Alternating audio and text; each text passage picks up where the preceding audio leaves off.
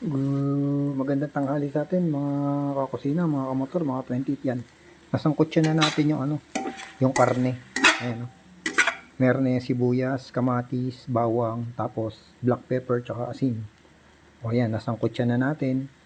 Sunod na natin ilalagay dyan yung ampalaya na. Ayan, ginisa lang natin yan sa sarili niyang mantika, mga kakusina. Yung unang video natin, yung pinalabas natin yung mantika ng liempo. Ayan. Ngayon, ilagay na natin yung mga niya, sibuyas, kamatis, bawang yan. Niluto ko munang maigi yung sibuyas, kamatis, bago ko nilagay yung bawang at sibuyas. Kailangan kasi yung kamatis lutong-luto.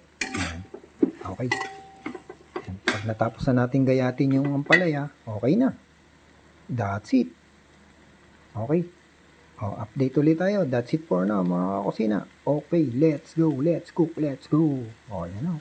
Ang ganda ng pagkakasangkot yun. Lutong-luto yung kamatis, di ba? Okay, that's